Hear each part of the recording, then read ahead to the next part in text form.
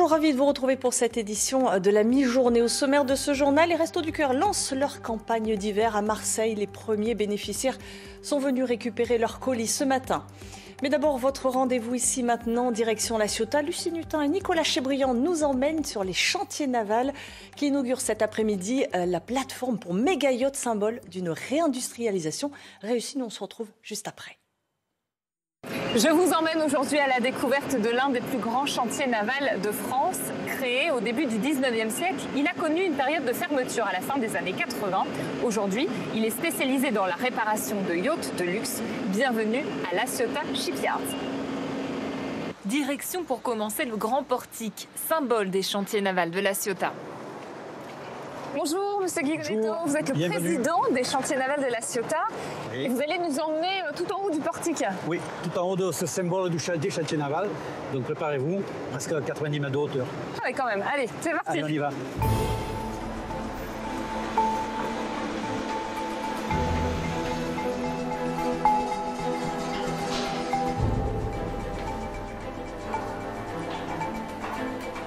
Allez-y, je vous en prie. Merci. Ah oui. Voilà. C'est magnifique. Sous nos pieds, les 40 hectares des chantiers navals se dévoilent.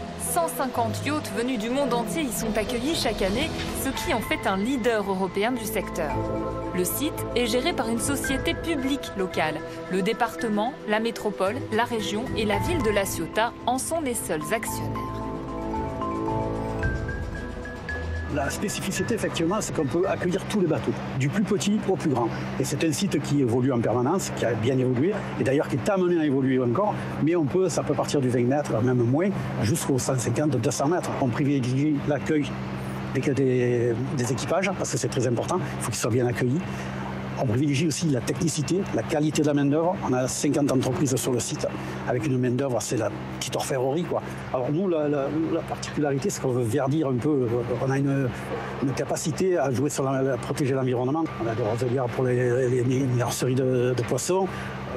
On a la particularité maintenant aussi d'avoir une station d'épuration, de retraitement des eaux, de carénage. L'eau qui ressort est parfaitement pure et limpide et l'évolution s'attend encore vers ça. C'est un secteur qui est très concurrentiel. Si on n'avance pas, on est mort. Et le nouvel atout du chantier aujourd'hui se nomme Atlas. 30 mois de travaux et 77 millions d'euros ont été nécessaires pour construire cet ascenseur à bateau d'une capacité de levage de 4300 tonnes. La Ciotat est le seul chantier en France doté d'un tel équipement.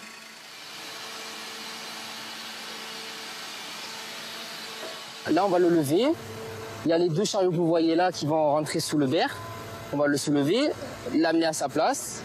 Et après, on ressort avec que le chariot et son verre restera en place et le bateau sur sa place.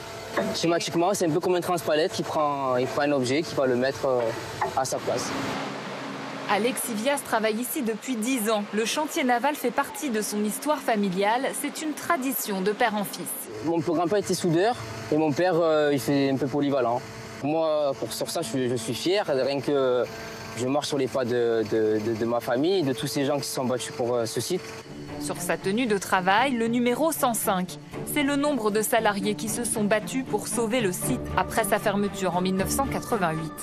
À 2 pas des yachts, la maison de la construction navale est la garante de cette histoire qu'elle relate à travers des expositions et des visites. Le chantier naval a été occupé par les ouvriers.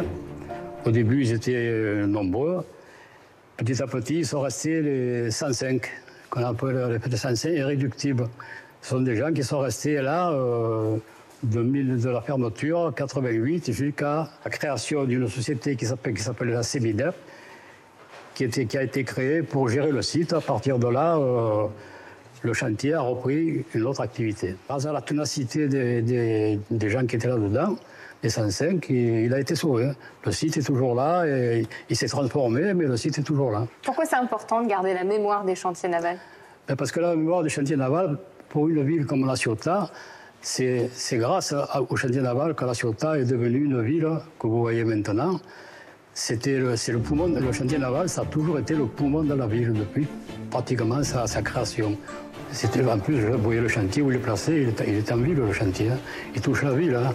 Donc c'est fusionnel, quoi. Voilà. Loin Loin des paquebots de leur début, les chantiers navals de La Ciotat sont aujourd'hui tournés vers le luxe et la technologie. On développe très souvent des interfaces sur des tactiles qui permettent de contrôler l'ensemble des ressources. Et donc, par exemple, je vais pouvoir monter ici des volets roulants dans toutes les zones de mes pièces ou pouvoir gérer de la lumière comme j'en ai besoin. Si je vous ouvre ce petit placard ici, dans ce petit placard, vous avez tout un système ici de distribution du signal vidéo partout sur le bateau. Ici, c'est un système pour que le client à bord puisse regarder tous les films dont ils ont envie à n'importe quel moment. C'est distribué dans toutes les pièces. Vous avez ce qu'on appelle des players dédiés à chacune des pièces. Je vous emmène voir la suite.